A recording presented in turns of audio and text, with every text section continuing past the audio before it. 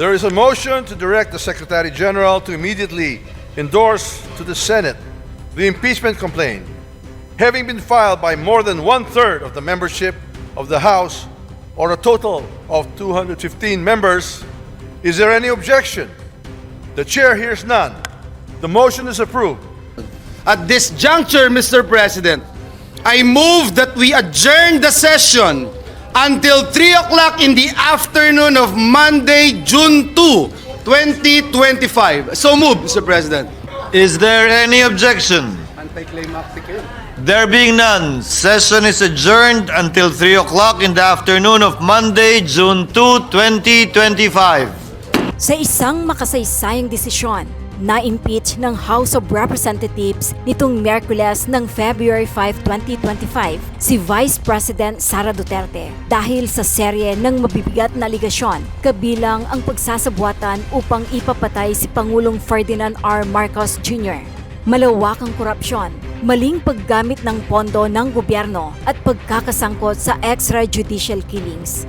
Pinaburan ng 215 mambabatas mula sa iba't ibang partido ang 7 articles of impeachment na kauna-unahang pagkakataon sa kasaysayan ng Pilipinas na naharap ang isang nakaupong vice-presidente sa impeachment. Ito'y magdudulot ng paglilitis sa Senado na maaring humantong sa pagtanggal kay Duterte sa pwesto. Sa ilalim ng 1987 Constitution, ang isang naberipikang reklamo o resolution of impeachment na inihain ng hindi bababa sa 1/3 ng lahat ng miyembro ng Kamara shall constitute the articles of impeachment, and trial by the Senate shall forthwith proceed. Sakaling mapasakamay na ng Senado ang article of impeachment, sila ay magpupulong sa impeachment trial court upang matukoy kung guilty si Duterte. Pinangunahan umano ni Ilocos Norte 1st District Representative Sandro Marcos ang higit 200 kongresista sa paghahain ng ika-4 na impeachment complaint laban kay Vice President Sara Duterte. Isiniwalat ito ng isang source ayon sa ulat ng Manila Bulletin matapos kumpirmahin ni House Secretary General Reginald Velasco na nakakuha ng higit sa sapat na bilang ng pirma ang impeachment complaint. Noong Lunes ng Pebrero, muling iginiit ng Malacanang na hindi nakikialam si Pangulong Ferdinand Bongbong Marcos Jr. sa nakahaing impeachment complaints laban kay Duterte dahil ito raw ay prerogative lamang ng House of Representatives. Samantala, narito naman ang screenshots ng listahan ng mga kongresistang pumirma para gumulong ang impeachment sa Senado. Good morning, everyone. Magandang pagkakataon ito na maliwanagan ang ating mga kababayan tungkol sa impeachment complaint na i-file.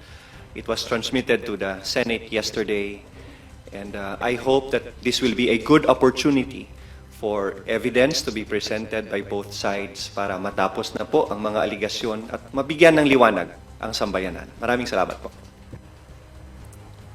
Kongsiya. Well, I'm also blessed to share this table with 2 of our prosecutors, Congressman Lawrence Defensor and Congressman Roch Gutierrez.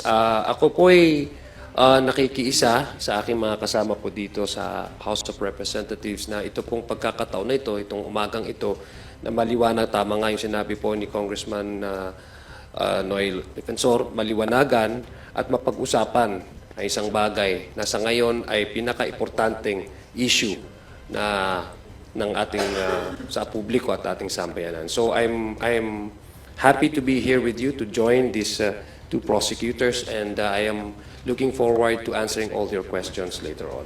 Marami pong salamat. Assalamualaikum warahmatullahi ta'ala wabarakatuh. Congrats.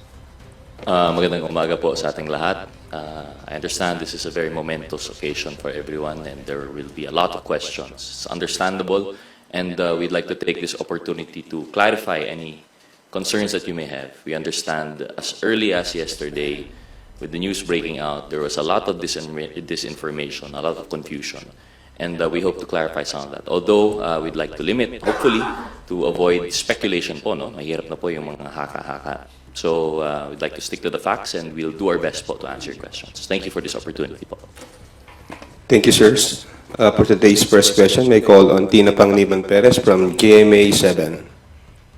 Good morning po, sirs. Senate President Chis Escudero said that Congress has to be in session for the senator judges to take their oath. So ibig sabihin po, sa June pa po tayo mag-i-impeachment trial. Now my question is primarily for the prosecutors po. How will that affect your preparations? Will there still be strategizing during the break? Also, hindi ko naman po sinasabing matatalo kayo, but what if one of the 11 prosecutors could not make it to the 20th Congress? Baka umabot sa 20th Congress yung trial. Also, is that possible that the trial will continue into the 20th Congress? For sure, and definitely our preparation will continue. We will continue to strategize how to approach the trial. Magkakaroon po tayo ng information campaign din para sa ating mga kababayan para maintindihan nila ang proseso ng impeachment, to simplify it so that every citizen can understand the process. Igihan po natin na planuhin ang bawat article of impeachment na malatag ng simple, klaro para sa sambayanan at sa mga magiging husgado sa Senado, while the impeachment complaint has been transmitted to the Senate. And the Constitution provides that once it has been received by the Secretary General of the Senate, trial should proceed forthwith. We will respect the institution of the Senate, how they will interpret forthwith, kung gaano kaaga nila aktuhan ito, we will respect that. Pero sana matuloy lang ang paglilitis na ito because this is the perfect opportunity for all parties, especially the Vice President. This is the perfect opportunity for her to be given due process, for a chance to lay down the evidence in her favor and to clarify things during the trial. Kung tatanungin po ninyo, kung June na magbubukas at magkukonvene ang Senado as an impeachment court at kakapusin ng oras, tatawid po ba ito sa susunod na Kongreso? It's possible, and yes, we will leave it to the Senate and to the rules of the impeachment court because what adjourned yesterday was our legislative calendar. Ibig sabihin, natapos po ang pag-exercise namin ng aming legislative power as Congress and as Senate. And an impeachment process is a sui generis or a class of its own. Kakaiba po itong proseso and it's not part of the legislative process. Nasa Senado po yan, how they interpret that. And since it is not part of the legislative process, pwede po nating sabihin they can convene anytime that they are ready without waiting for session to open on June 2. And since it is not part of the legislative process, their rules may state that it may cross over to the next Congress. I heard the Senate President's interview earlier this morning, and he said that they will prepare first, and we respect that, and they have to update their own rules of impeachment, and we also respect that. So we leave it up to the Senate as a separate body and as an impartial body to be judges in the impeachment court, how they will proceed with the impeachment process. Raj? Sir, sorry po. Baka lang gusto niyo nang sagutin, sir, yung what if one of the 11 or some of the 11 will not make it to the 20th? You want to answer? Sure. I believe po, like sinabi po ni Kong Noy, that would really depend on the Senate and their rules. But as far as I guess we understand that it's just a position that is elected, and should there be a change in the composition, because we have to understand the Senate is a continuing body. The House of Representatives is not. If ever we have a new composition of the 20th Congress, then I think they will just elect a new set of prosecutors, if ever. It does not stop the process. As Kong Noy mentioned, sui generis, this is a special instance of a constitutionally mandated function of Congress. So I think patuloy pa rin naman po yun. Tama si Congressman Rodriguez, and it would also depend on the Senate rules of impeachment. Kung meron po tayong isang kasamahan sa House of Representatives na hindi papalarin at hindi makakatuloy sa 20th Congress, if the Senate rules on impeachment will provide that private prosecutors can participate during the impeachment trial, then maybe they can continue as private prosecutors. So it would all depend on the impeachment court once they convene and they set forth their rules of impeachment. Dadagdag ko lang po, no, sa mga dalawang prosecutors po natin. I think the Constitution speaks about the Congress, the House of Representative tries, and then the conviction is on the Senate mandate po, no, according to Constitution. But sa pagkakaalam ko po, the process of the impeachment is not, it's not really tied up with particular members sitting in a particular Congresses. That's why it's very, kumbaga kung titingnan niyo po sa Constitution, it's the Congress. So meaning to say, it's the institution that tries and convicts. Number two, as far as the impeachment or the Senate convening into an impeachment court, tama nga po yung sinabi po ni Kong Noy at saka ni Kong Rog, that would depend on the rules that they would adopt. Because since magko-convene po sila sa impeachment court, nakita po natin during the time of former President Estrada and former Chief Justice Corona, they have adopted their own rules. So maybe that's the reason why Senator SP Jessie Escudero is trying to convey to the public that they're preparing because they need to adopt first yung kanilang rules. Para sa amin po dito sa House of Representatives, we really respect the position of the Senate. As para naman po sa amin dito sa House of Representatives, we have established yung constitutional mandate po dahil may 3 pong complaints na binigay po sa atin dito. Pangalawa, yung urgency po ng complaint na ito. As long as we did our job and we have shown to the people that indeed the issue on impeachment complaints that were transmitted or that was endorsed to us, yung 3 complaint, were given primacy in credence and were given also their due value. So yun po yung ginawa natin dito. Pinakita lang po natin na when it comes to issue of impeachment, the dictation of the Constitution is of top priority of the legislators here in the 19th Congress. In addition lang po, no, Ma'am Tina, in addition also to the answer of Kong Noy in relation to the preparations of the House, as we mentioned, the House will not shy away from its constitutional duty.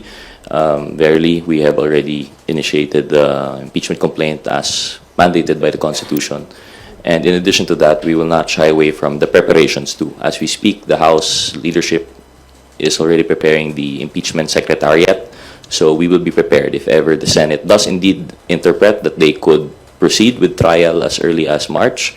We will be ready. If they decide that it will continue after June 2, well, we'll be even more ready. So yun na po siguro. Sir, follow-up ko lang po yung impeachment secretariat. Who will compose that and what will their duties be? To answer that po, no, it's still not clear. Of course, it's been a while, but the impeachment secretariat will cater to all the needs that the House would have in relation to the sui generis proceedings. So I think it would be from the top down regarding logistics, regarding support. It should be separate from the legislative function of the House. So that's all that we could say po siguro at this moment. Thank you po, sirs. Thank you, Tina. Let us move on to the next question from Net 25, Big Sumintak.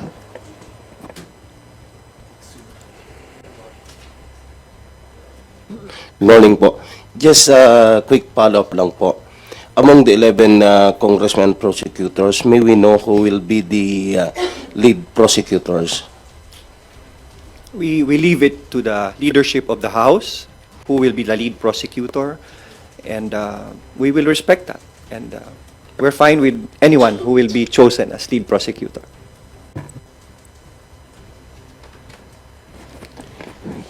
Thank you, Vic. Bibian Gulia from abs-cbn. Good morning, Kongs. Tama po ba yung intindi ko sa mga answers ninyo kanina? Okay lang po sa inyo na June na mag-start after the elections yung trial. There's no call to hold the trial during the break? Since the Constitution provides that trial shall proceed forthwith, if we interpret forthwith, dapat po sana as soon as possible yon. But since the Senate is an independent body, and we respect their independence, being a bicameral legislature, we will leave that to the interpretation of the Senate. I will refuse to comment on how they should act because they will be judges in this impeachment trial. And we accord them with the utmost respect and that they should act with utmost impartiality without any influence from the prosecution or from the respondent or the defendant. So, sana po maagapan ang pagsimula kasi the sooner that the evidence can be laid down, the sooner that due process can be exercised, the sooner can the issues pending before us can be resolved. So, sige po, sana po maagahan dahil handa naman ang prosecution team. But sir, so as you mentioned, it's written in the Constitution that trial should proceed forthwith. But can you point us to a specific rule lang po or part of the Constitution where it states that the Senate can hold the trial even when Congress is on break po? When you say forthwith, hindi nakasabi doon kung saan sa Constitution na pwede may break. Every year before session opens, every legislative Congress, kunyari 19th Congress, the Senate Secretariat and the House Secretariat together with the duly elected Speaker, inuupuan muna nila yung legislative calendar for that year. While it's not clear whether we can proceed with the impeachment trial during the break, we said earlier that the impeachment trial is a sui generis, o kakaibang proseso po ito. It's a class of its own. And it is not bound by the legislative calendar. It's purely a political question on how Senate would proceed with it. So, yan po ang sagot dyan, no? Hindi po nakatali yan sa black and white. And we will see how the Senate would react on and act on the impeachment complaint. Sir, baka lang din po meron kayong comment dun sa sinabi ni SP Cheese na unfair na madaliin sila dahil 2 buwan daw po inupuan ng House ang impeachment complaints. Well, again, we respect the position of the Senate President. In fact, it has been explained naman po ni Congressman Noy that they have their own rules. We don't want to at least influence the impartiality ng mga senator judges. We will just wait for the Senate to convene as an impeachment court. Sa amin po, as long as we have already relayed and we have displayed the urgency and the priority that we have established that these impeachment complaints should be given primacy and should given priority, it's up to the court, no, the impeachment court, the Senate. When will they convene as a impeachment court? So yun lang po yung amin. There's no prescriptive time naman po, prescriptive time na sinabi po sa Constitution that once it is filed, once it is transmitted to the Senate is bound to, for example, a certain number of days to convene as an impeachment court. So it's up to how the Senate will define and will act on the wordings of the Constitution na sinasabi po shall act forthwith. As far as we are concerned, we take that as immediate and urgent. Okay. Sir, doon naman sa mga prosecutors, paano po yung hatian, division of labor doon sa 7 articles of impeachment? Sinong congressman ang mag-handle ng specific articles po? As of the moment po, wala pa pong assignments po of which prosecutor will be handling which articles. I think this is something to be discussed further down as we form the full impeachment secretariat po. Your reaction din, sir, na parang yung ibang mga kamag-anak ng ibang senador ay hindi po pumirma doon sa impeachment complaints. Parang doon sa mga kamag-anak, 3 lang po yung pumirma. But most of them, hindi po pumirma doon sa complaints. May implications po ba ito on the... Well, how would you interpret that? I hope you'd understand we'd refuse to comment on that po. Especially given that these are our colleagues and we respect their opinion, every representative has the right to conduct themselves as they see fit for their constituents. But one thing's for sure po, the numbers are very clear. This is more than 1/3 required. There is a supermajority, so to speak. Yun na po yung impeachment complaint po natin. Just to add, legally, it will not affect the impeachment complaint. It will not affect the impeachment trial. and cold neutrality of an impartial judge by the Senate and members of the Senate would be better preserved siguro kung may ganyan. I-add ko lang, it just goes to show na yung mga lumalabas po na mga fake news at mga rumors na merong sa pilitan, na merong nagkakaroon po ng pag-influensya sa ating mga miyembro, ito po ay nagpapatunay na ang bawat isa po sa amin ay nagdesisyon base ho doon sa kanilang pag-appreciate ng merits ng complaint na ito. Last na lang po. Your comment, sinabi raw po ni Duterte Youth Party List Chairman Ronald Cardema, alleges funds for later release were promised to the 215 lawmakers who signed the fourth impeachment complaint against Vice President Duterte. Again, kaya po ang committee, ang TRICOM ay nagko-conduct po ng investigation at inquiry in aid of legislation dahil po precisely because of these rumors and this chismis and this fake news na lumalabas po doon sa ating lipunan. Wala pong katotohanan sa mga sinasabi na ganyan. We would like to again to focus on the impeachment complaint. Ito po ay diversionary tactic na ginagawa po ng mga tao o grupo na ina-assail po nila yung integrity ng House, yung merits nung kaso o nung complaint na ipinasa po natin, tinransmit po natin sa Senate. Gusto ko lang pong ipaabot sa ating mga kababayan na we should be focused on the complaints, on the articles of impeachment. Wag tayo magpapadala at maniniwala sa mga diversionary tactics na ginagawa po ng ilang grupo po.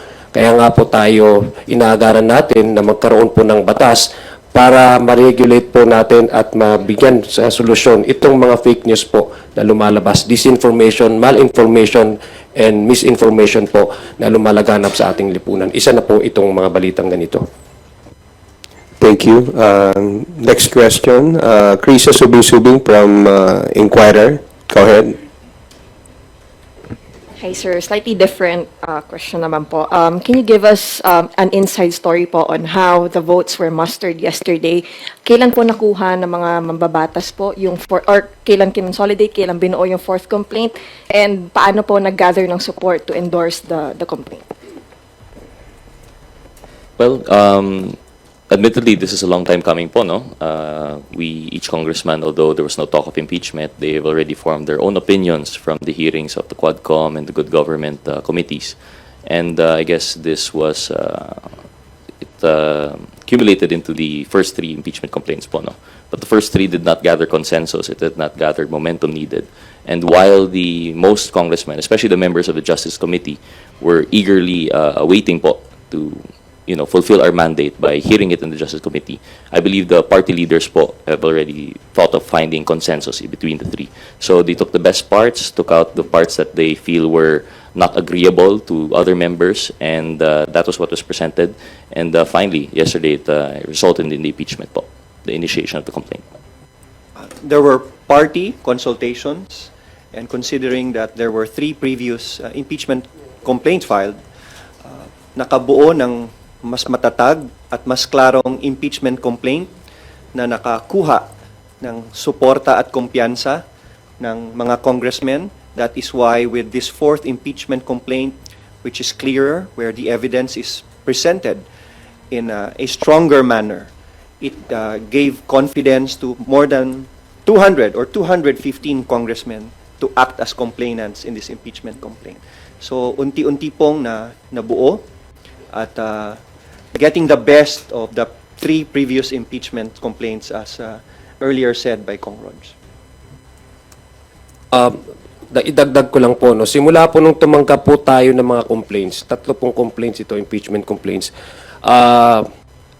wala pong choice ang miyembro ng House of Representatives kundi bigyan po ng pansin itong complaints na ito because it now borders our constitutional mandate. It's a question of whether we act based on our constitutional mandate na mabigyan pong pansin itong complaints na ito.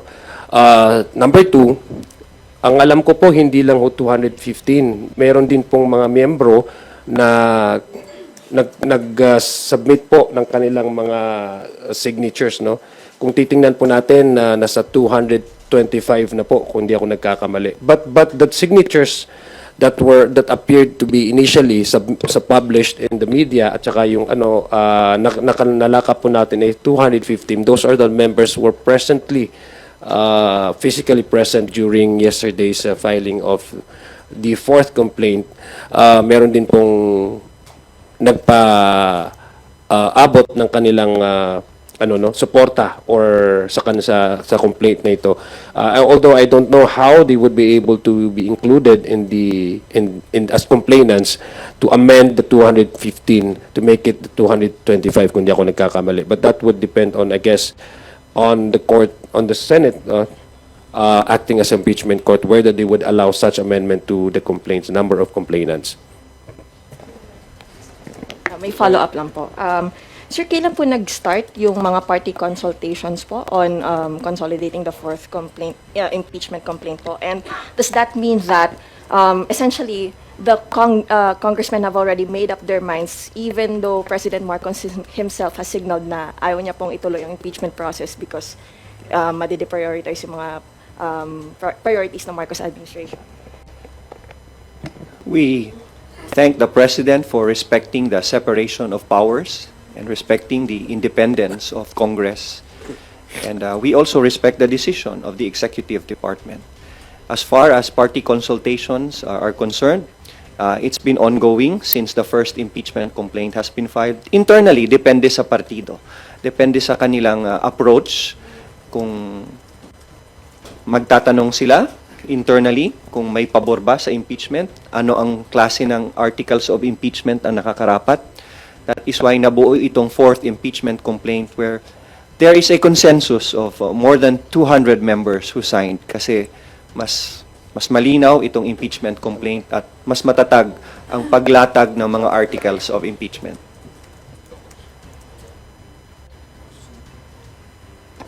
Thank you, Krisha. Next question from Billy Vegas of Abante Politico. Kung may mga kumakalat sa social media, may kapalit daw na ayuda yung pagpirma niyo. Well, as we mentioned po earlier, that's why we held this press conference, because we understand with the events of yesterday, a lot of misinformation and disinformation will be spreading around. Categorically, we're going to, I don't know, it actually dignifies this answer, but we're going to have to categorically deny such allegations, in the same way deny yung allegations po from the chairman ba yun, may FLR. This was an independent action. We believe that's done faithfully and truthfully by each member, that they signified their intention and support of the impeachment complaint based on the merits of the case and nothing more. Yun lang po siguro. Just to add to that, ito po nagsimula na po ang smear campaign sa prosesong ito. Actually, ako personally, I actually expect that a lot of misinformation and fake news will be coming out, after the filing of the complaint, So, ang gusto ko lang pong i-reiterate at panawagan sa ating mga kababayan, wag ho tayong madadala sa ganitong klaseng fake news. Kasi ito po ay paraan para ilihis kung ano po yung talagang merits nitong prosesong ito. Yung mga complaint po, meron pong betrayal of public trust, meron pong mismanagement and yung utilization ng pondo ng bayan, meron pong issue dito na whether as highest or second highest official of the land would be allowed to contract an assassin to kill a sitting president, the Speaker of the House, and the First Lady. Yun po yung mga nandoon sa articles of impeachment. So gusto ko lang pong ipanawagan sa ating mga kababayan, kung meron po tayong nababalitaan ganito, ito po ay mga diversionary tactics. Ililihis po nila yung attention natin doon po sa proseso, and at the same time to smear, to degrade, and to put question in our mind na ito pong prosesong ito ay hindi tama. Yun po ang gusto nilang ma-achieve sa mga ganitong fake news at misinformation na lumalabas. Kung I understand kung babanatan kayo ng mga critics, kaya lang meron kasing post dito si Congressman Luistro. Ang sabi niya, to my supporters, I know you stand with me. Rest assured na ayuda is coming. Well, yes, kanina pong umaga nakausap po namin si Congressman Lordansuan. Unang-una po, dinideny po niya categorically na hindi po yan totoo. Isa po yan sa paraan na sinasabi ko nga mga fake news. In fact, I would personally expect na meron pong lalabas din na mga balita tungkol sa akin. So ito po, sabi ko nga po, simula po nung nagkaroon tayo ng impeachment process, unti-unti pong lumalabas ito na pinipreempt nila po yung magiging resulta nito at dinilihis po nila yung atensyon ng ating taong bayan. I would personally say that Congressman Lord Dansuan is one of the most decent members of the House of Representatives. Hindi po niya ugali na kung basta-basta lang siya maglalabas ng ganong klaseng information na alam naman po niya na po pwedeng makasira sa kanya. Number 2, wala pong katotohanan yan, yung mga ganyang balita na meron pong ayuda na kapalit. Ito po isang constitutional obligation na binigay po sa amin ng Constitution. Hindi lang po ito prerogative, hindi po ito discretionary power. Ito po yung mandato at obligasyon ng bawat isang miyembro ng Kongresong ito para ipaabot sa Senado na kung meron mang hindi magandang gawain ng isang opisyalis specified under the Constitution, the President, the Vice President, Ombudsman, mga Justices of the Supreme Court, COMELEC, andun po, enumerated po yung mga official na to. Kung meron pong complaint galing sa ating taong bayan, remember, 3 complaint po ito, wala pong choice ang membro ng House of Representatives but to hear and make sure that these complaints will see the light of the day. May dagdag lang po, no? And this is setting aside yung impeachment issue po muna. I'm speaking not as a prosecutor, but as a member of the TRICOM. As mentioned by Kong Zia, this just highlights the importance of the hearings that we are conducting there. This is a prime example of how misinformation and fake news are used not only to disrupt the personal lives, but the public functions of our government now. So I hope that yung sa ating mga kababayan, we continue to be vigilant and to really double-check and fact-check po, no, all of these informations coming out. Kasi lumalabas po, fake statement, fake page. Yun lang naman po. Idadagdag ko lang po sa mga fake news peddlers, ha. Tatayuan po namin ang obligasyon namin at mandato po binigay sa amin ng Constitution, no matter what you do. Maybe this is a good time also to thank kaya magtulungan po tayo to maintain integrity in media, maintain integrity in journalism, because you will be our partners in transparency and in accountability.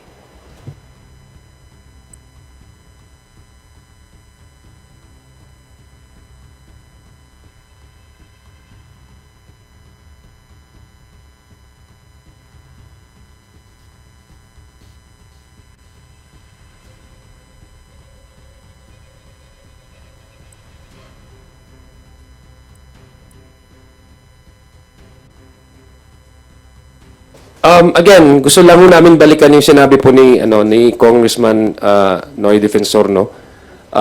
We respect the timeline of the Senate. We respect their decision when they will convert the institution into impeachment court. But we also expect these senator judges to be impartial. Likewise, I just echo the statement of Kong Zia that we trust and believe in our senator judges and that we trust that they would maintain that cold neutrality that would be required to properly and faithfully dispense with their functions as senator judges po. Thank you. Rosalie Cas from UNTV, you're recognized. Good morning, Kongs. Magduwa lang po ako dun sa timing. Bakit po itiniming yung pong endorsement ng more than 1/3 ng House members ng 4th impeachment complaint? At ito nga po yung sinasabi ni SP Cheese na hindi pwede sa kanilang isisi yung pag-aksyon sa impeachment complaint dahil last session day nyo po in-endorse yun pong 4th impeachment complaint. As one of the prosecutors, I won't point fingers to anyone. Na-transmit na namin sa Senado at we won't put pressure on the senator judges and we won't put pressure on the Senate to convene as an impeachment court. It's just that the Constitution provides for the trial shall proceed forthwith. And ganun lang po, kasimple para sa amin as part of the prosecution. And that's what's stated in the Constitution. And we're not saying na minamadali namin sila. So, ibig sabihin po, wala rin kayong anumang plano to compel the Senate. For example, maghain ng mandamo sa SC? I have no idea of that move on the part of the House of Representatives. At personally, kahit ako, hindi ko gagawin yon to force the Senate. Rog, do you want to say something? Well, no, I only have to agree. This is we can't speak for everyone, but I think everyone would agree. This is something that we will absolutely not do. We respect the Senate. Although we have the constitutional mandate to initiate the impeachment, the trial itself is a mandate of the Senate, and we respect that. And we look forward to the release of the rules po and how they will go about it. Another question po. Total nababanggit nyo naman rin po yung diversionary tactics, pero one of your colleagues, si Representative Ungab, said diversion daw po from the real issue na 2025 budget controversies, yung impeachment versus VP Duterte. Ano po yung take nyo dito? And sabi niya rin po ay futile exercise na raw po dahil when Congress resumes on June 2, 6 session days na lang po ang meron at sinediya na po on June 13.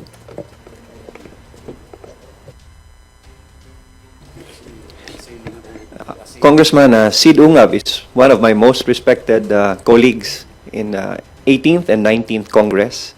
This is not a diversionary tactic to avoid any issue.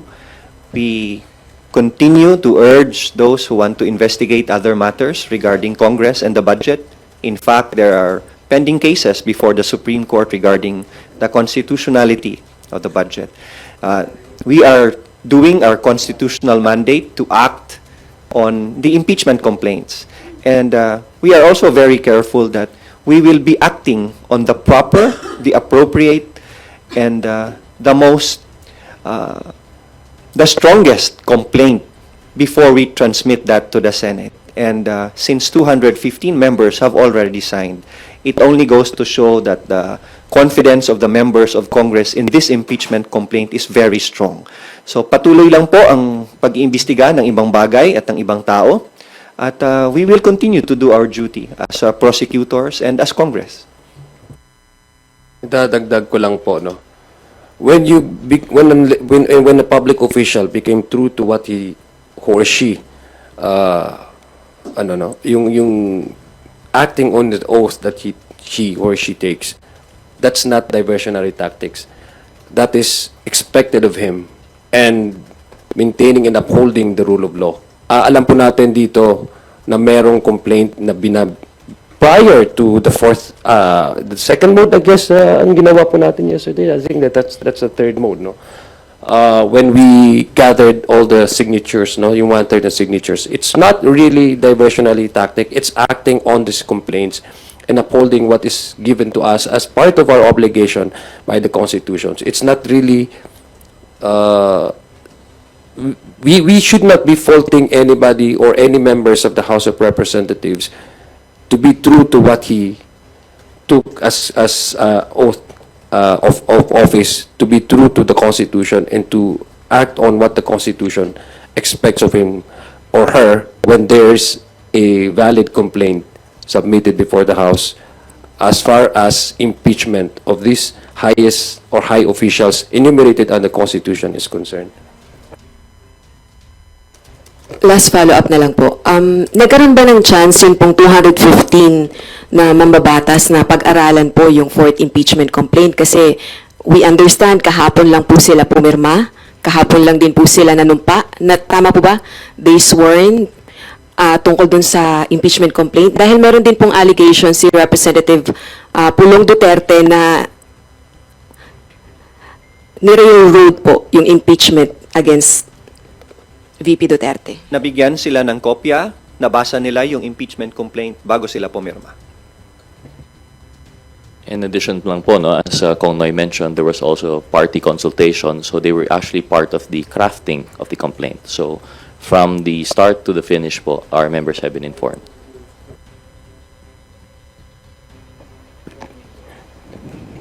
Gusto lang po natin emphasize, no, 215 members of the House are the complainants. So wala pong, ito pong proseso na ito ay nandyan po sa ating saligang batas.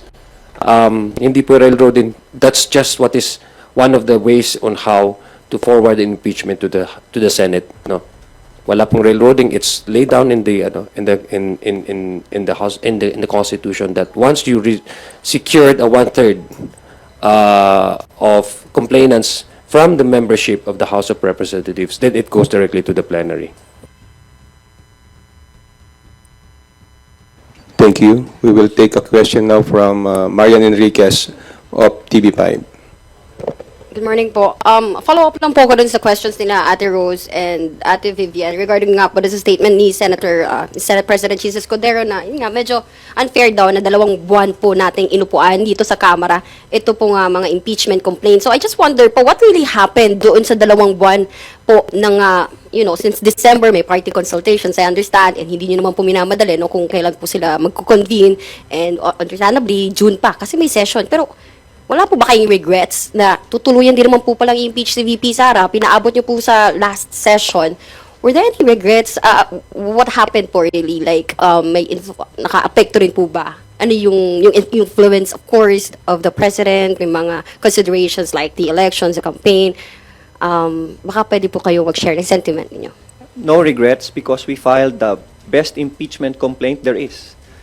And we leave it to the Senate for them to study it, for them to prepare their rules, update their rules of procedure for the impeachment trial, and we leave it to each and every senator to study the impeachment complaint and the articles of impeachment.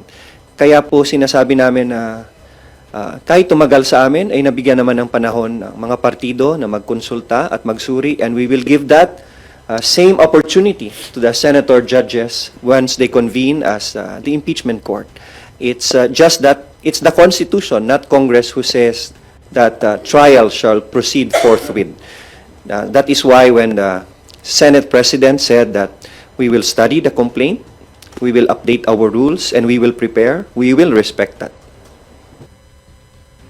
I agree po with Kong Noy, and in addition po, no, I just think the personal opinion po, I can't speak for everyone, but I think that the Congress is just trying to stick to its duty, constitutional mandate, in that it is the initiation of the complaint is lodged with Congress. We want to come up with the best complaint possible. The timing, I guess, would be not irrelevant po, no? It would be coincidence. It's not deliberate. So we've just taken the most time that we can. It is really a process of consensus building and coming up with the best complaint possible. So any insinuations of deliberate timing, I think, would just be a coincidence po. Sa akin lang, I'm not part of the prosecution, pero no regrets, we're simply ready.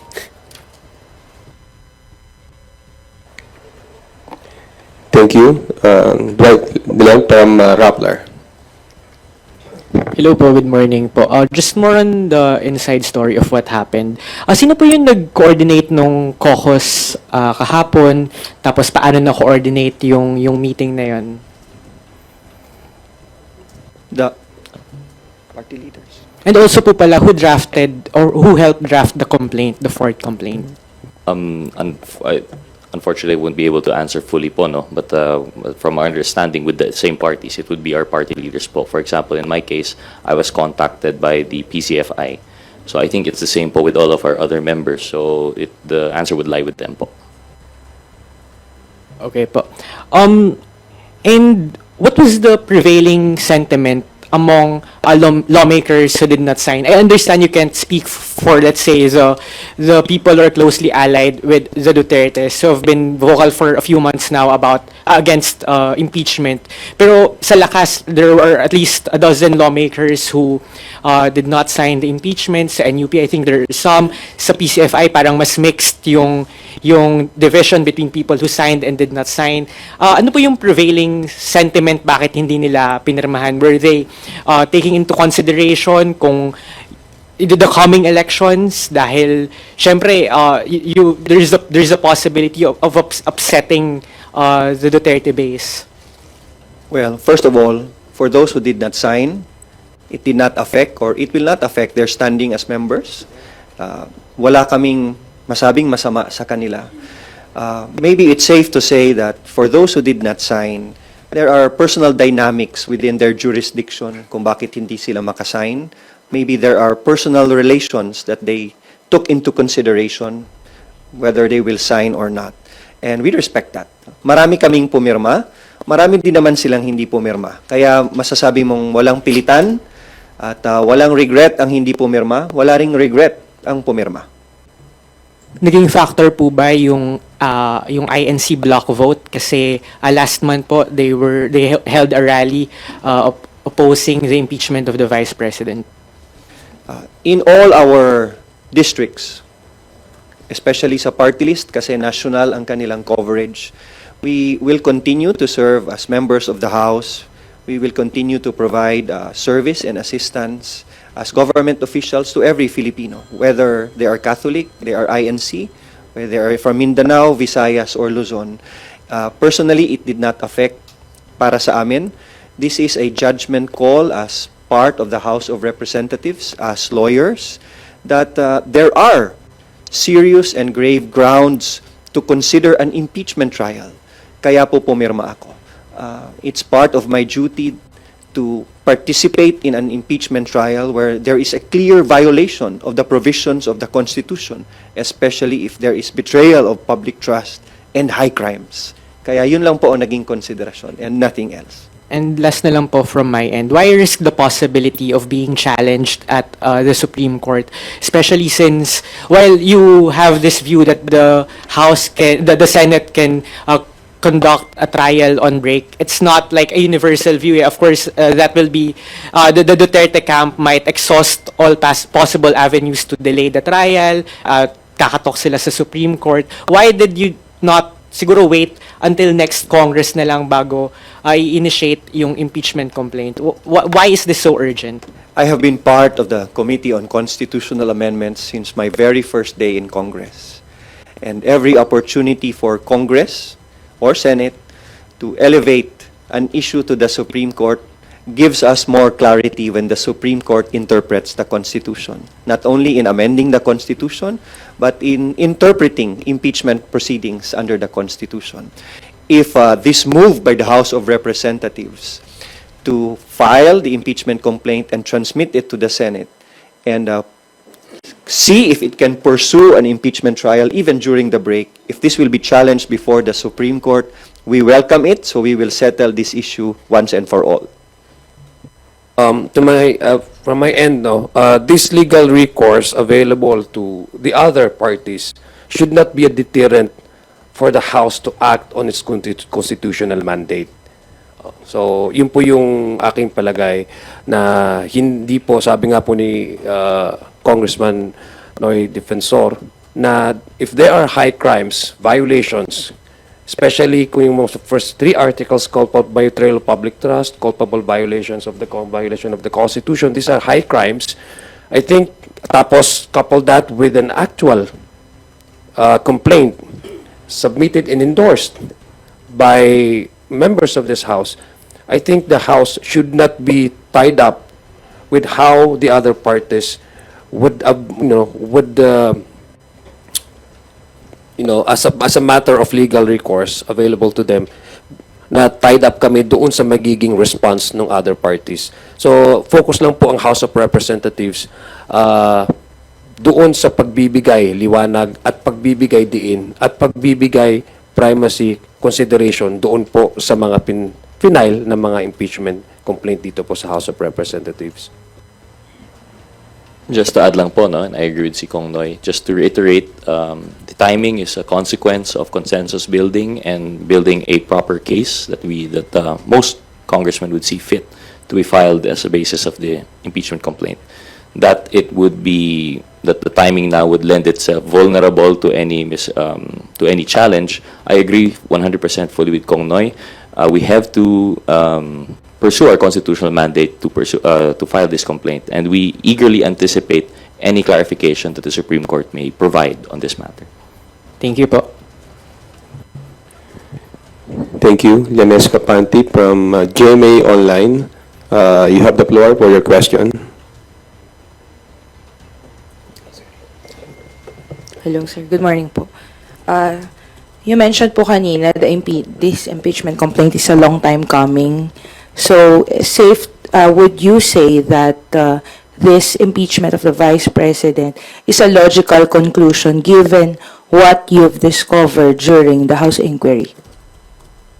Personally po, no, I can't speak for everyone else, but I believe I mentioned that it's a long time coming. We all had our own personal opinions that came out of, for example, yung Quad Committee and the Good Governance committees. But personally, as an active member of those committees, I feel that this is culmination and vindication of the findings that we have had there. I guess this is a logical conclusion of what we have been discussed during those previous committee hearings, that the end result would be this, the actual filing of the impeachment complaint. This is also a logical conclusion of the actuations of the Vice President herself. Nobody told her to go live on video and say that she has contracted somebody to kill the President, the wife of the President, and the Speaker of the House of Representatives.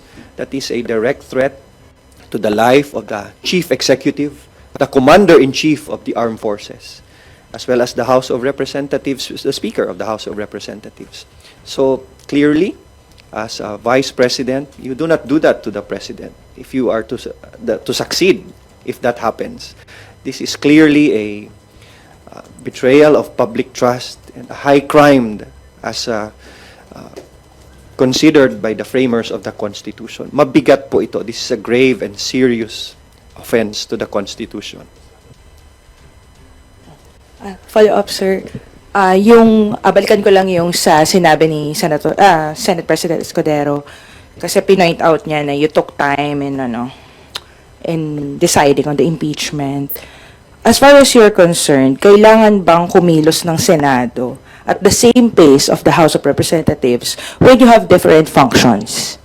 I mean, the House clearly is for the prosecution and the Senate is for trial, and then he compares it with you. I mean, yun ang kanyang indication na why would they move why would they move quickly when you took time, when you have do you think it's a logical comparison given you have different mandates in this case? Yeah, you're right. It's not comparable. As a lawyer, we always follow the court. We always follow the judge. If the judge will reset your case next week or next month for hearing, you follow that. Diba? And we will do that with the Senate.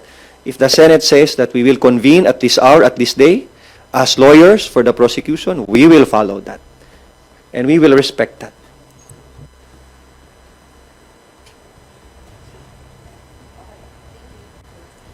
Thank you. Tina Panlilinlang Perez from GMA7. Sir, additional question lang po from my office.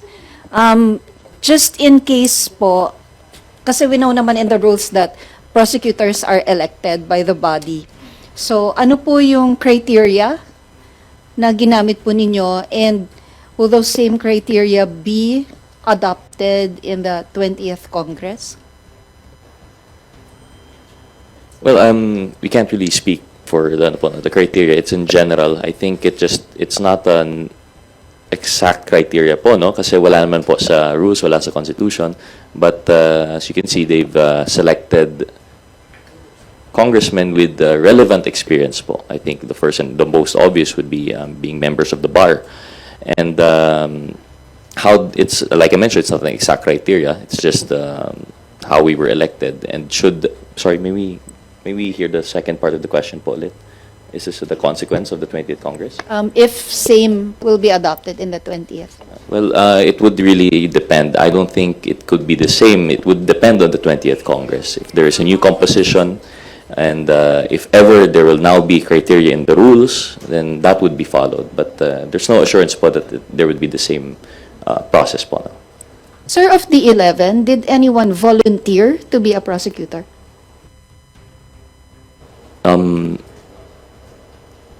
To volunteer, none that I know of, none that stepped forward. We were elected by our peers, and we accepted it as our constitutional duty. But again, I cannot speak for the other prosecutors. I'm only assuming that the experience would be the same as mine.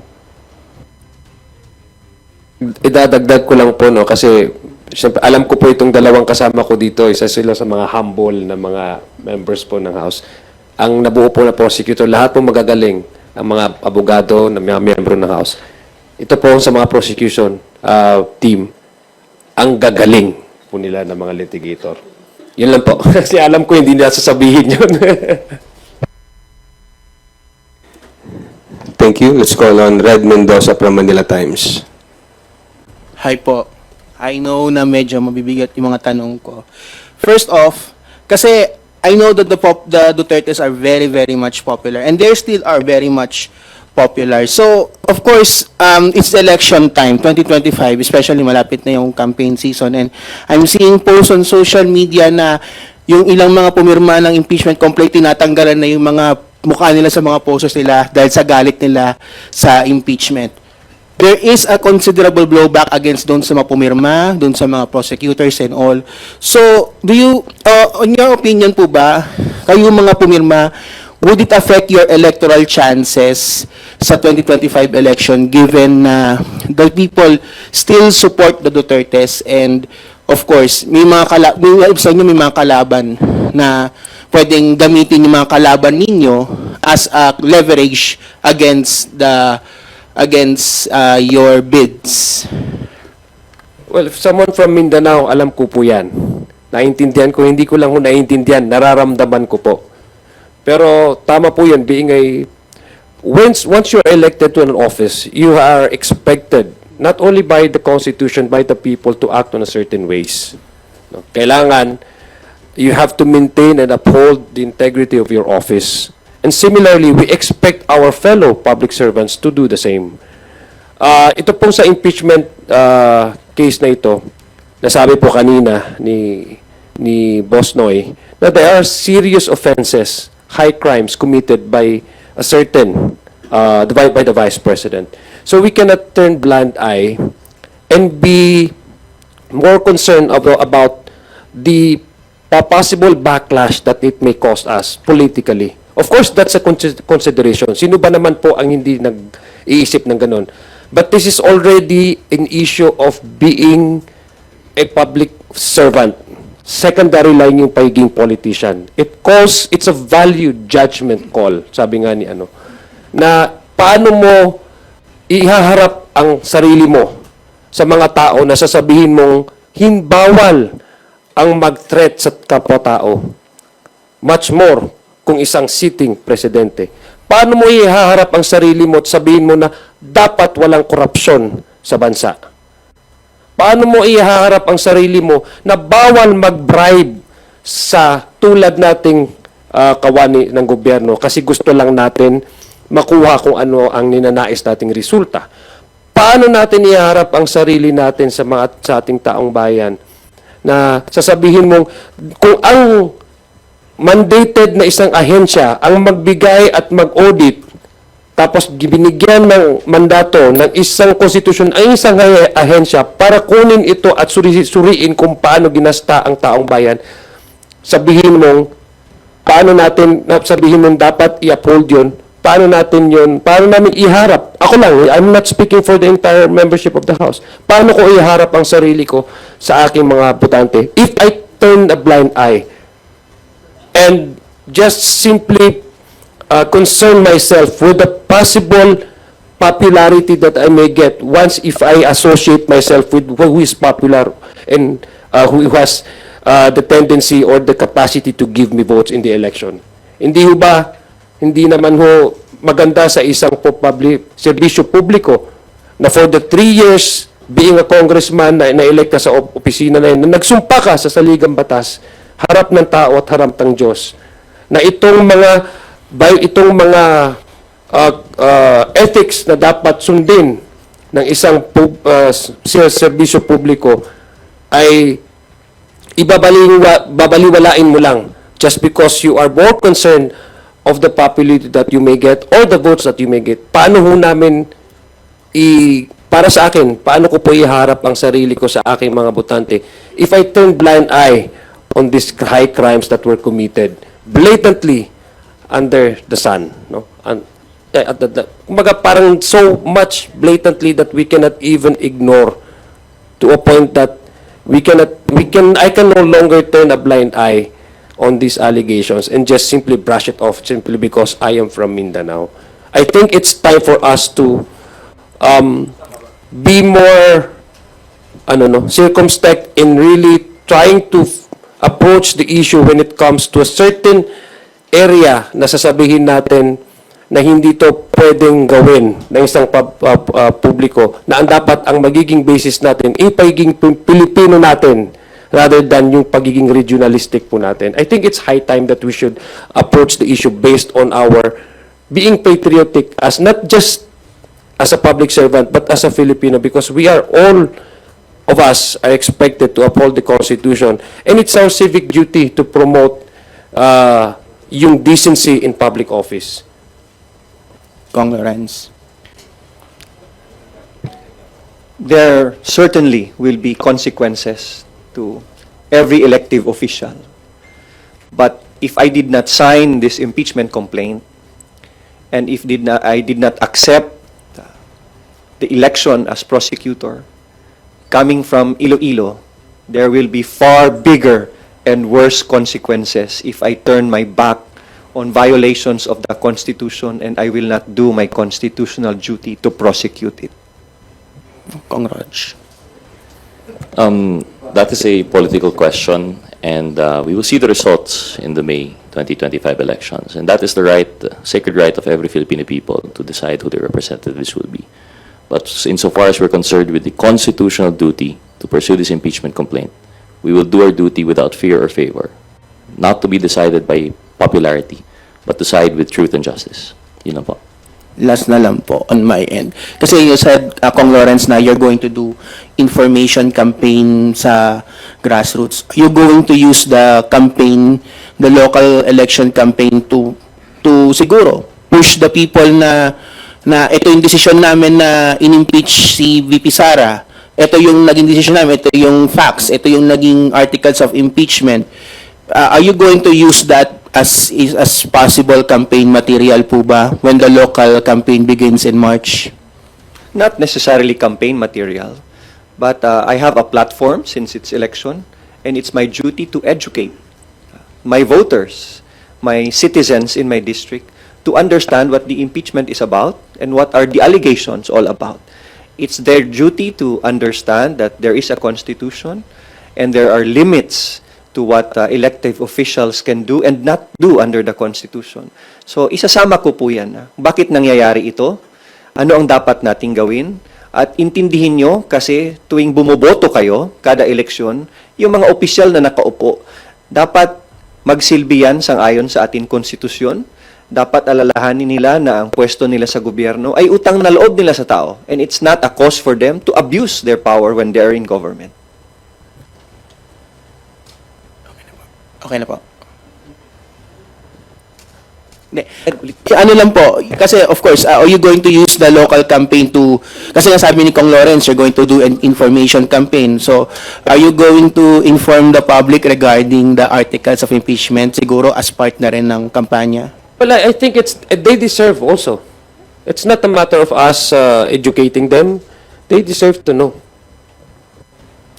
In addition to that lang po, I don't think it will be using the campaign. I think our constituents themselves will be asking us. Sila na magvo-volunteer ng question.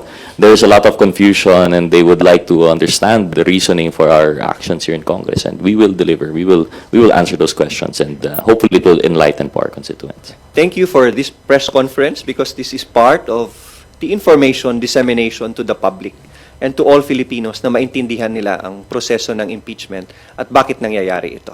Okay, thank you. Thank you, Red. The next question will come from Gab Lalu of Inquirer Online. Sir, short lang. Kapag pinayagan kayo ng Senate na kumuha ng private prosecutor, kukuha po ba kayo? And meron na bang options or premature pa? Yeah. We will sit down first internally, and if the rules provide, then we'll let the leadership or the lead prosecutor decide on that. Rog, tama? I agree fully. As we mentioned, we don't have any formal structure yet, but everything, as soon as we have information, we'll be sure to let you know.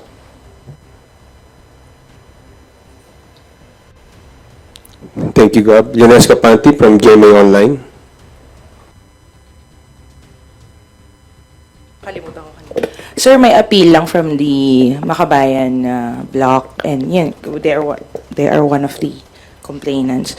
Magko-consider ba kayo hiring private prosecutor from the ranks of the complainants? Not necessarily yung Makabayan lang, pati basta yung tatlong grupo na yon. There are lawyers in their ranks.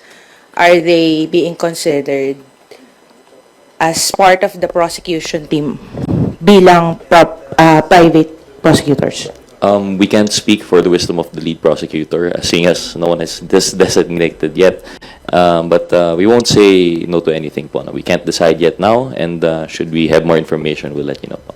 Personally, we are open to welcoming more prosecutors, especially from the private complainants. Yes.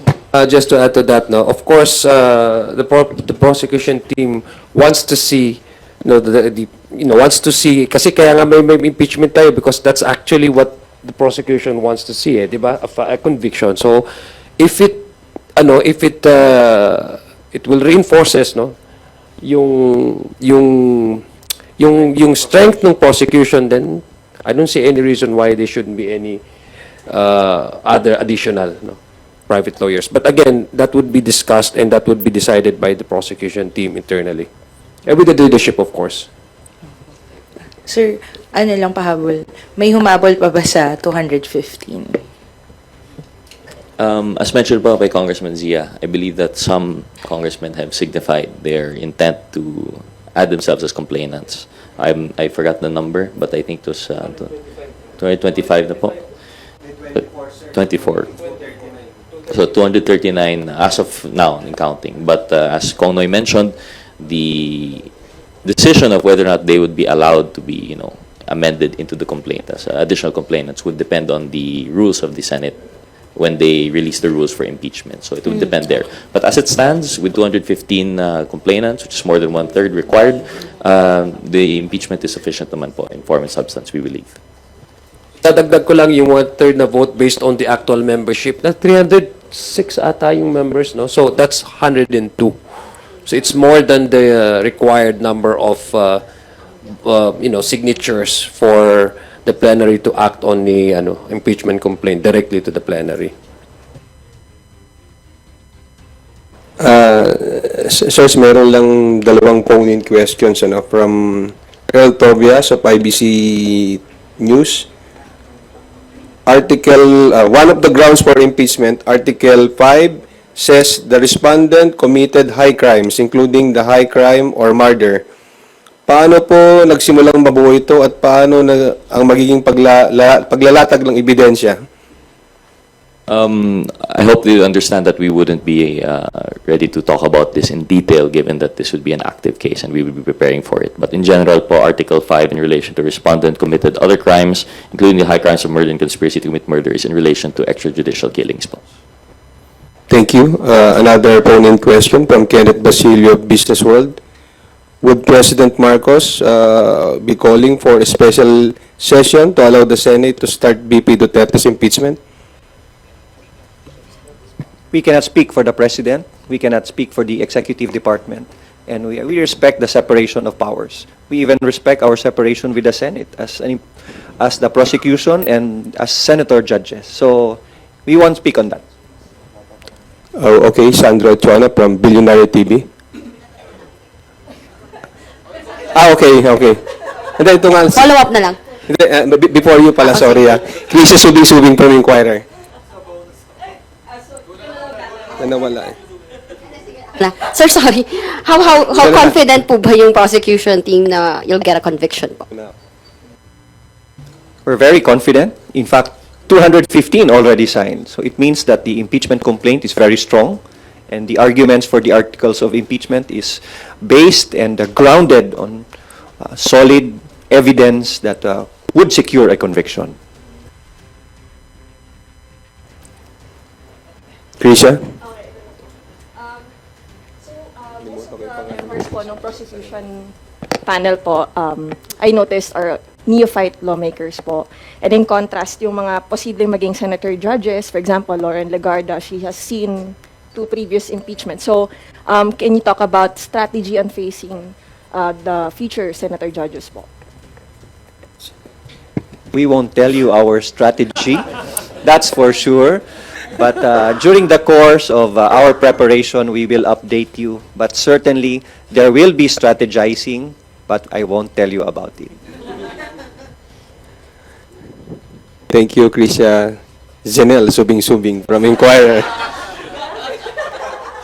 Okay, guys, for today's last question, we call on Mela Lismoras from PTV4. Hi, good morning, Kongs. Isa lang naman po itanong ko. Kahapon kasi sa plenary session, sinabi nga ni Speaker Romualdez, as the 19th Congress nears its conclusion, let it be clear our commitment does not wane with time, it strengthens, it sharpens. Marami na tayong nagawa, pero hindi pa tapos yung ating mission. Just, lalo na yung mga kababayan natin nakaabang yung sa mga hearings, sa mga bills dito sa House, ano po yung mga ina-expect pa ng, ano pa yung mga pwedeng expect ng ating mga kababayan bago matapos yung 19th Congress? Kasi we understand, meron pa tayong fake news hearing, meron pang murang pagkain super committee, yung wage hike bill nasa second reading pa lang. Ano po yung mga pwedeng asahan ng ating mga kababayan, yung commitment pa ng Kamara hanggang bago nga po magtapos yung 19th Congress? Patuloy-tuloy pa rin po yung ating mga committee hearings. No? Alam ko on recess tayo, pero may mga pending legislation po pa po na considered to be priority ng ating leadership. So tuloy-tuloy na po yan. Tama po yung sinabi mo. Andyan din po yung TRICOM. I think, hindi ako nagkakamali, magkakaroon din po ng follow-up hearings ang TRICOM. Maybe ang Quad, magkakaroon din po ng succeeding hearings while on break. Pangalawa, yung tanong niyo po kanina, do we expect na unang-una, we have already delivered 100% yung mga nasa LEDAC priorities. So that's ito po yung kaya nga po tayo ngayon we have more time to conduct investigation in aid of legislation to mga inquiries because we have already fulfilled and delivered the LEDAC priorities as indicated doon sa mga priorities po ng ating administration. So of course, while on break, magkakaroon din, expect po na mayroon pong mga hearings na So marami po kung kayong trabaho, House Media Corps. So marami po tayong gagawin pa. So just in addition lang po, I mean, I think Kong Zia summarized it well. There was plenty of action that would allow the committee chairman to have their hearings during the break. And I think, although I think it was already briefly mentioned by Kong Zia, contrary to popular belief, Quadcom is not meant for persecution. Tuloy pa rin po yung ating inquiry. I believe last time we're picking up from yung investigation into yung TARA system, yung sa BOC. We also have further investigation into yung drug syndicates that were in relation to the BOC, yung smuggling. And of course, we also have yung TRICOM, which only was organized last week. So we hope that we could still pursue this. I understand Chair Ace is very enthusiastic about this.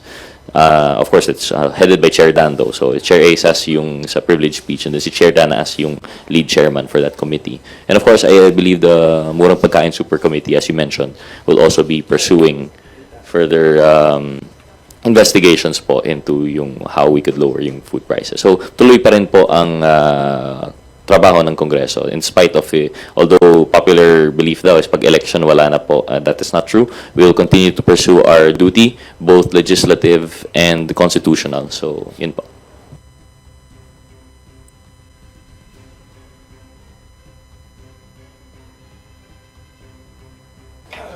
Thank you. Before we conclude our press conference, we invite our honorable House leaders to give their short closing remarks.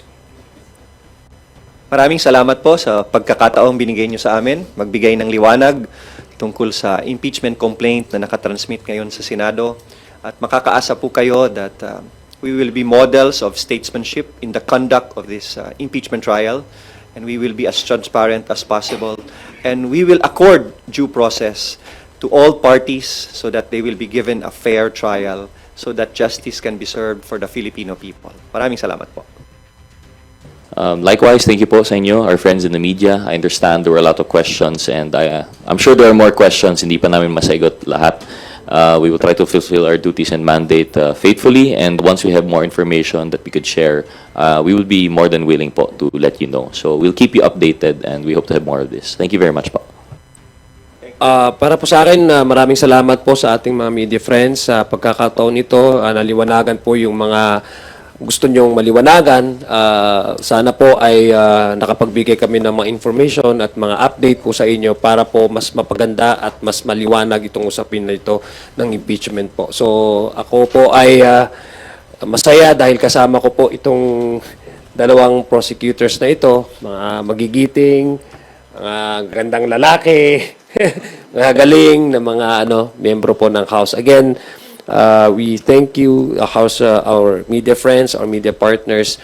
We thank you for your time, and we hope that we can engage with you more as we go along with this impeachment process. Marami pong salamat. Magandang hapon po sa ating lahat. Assalamualaikum warahmatullahi ta'ala wabarakatuh. Mag-subscribe at i-click ang notification bell para sa mga susunod na video updates. Maraming salamat po.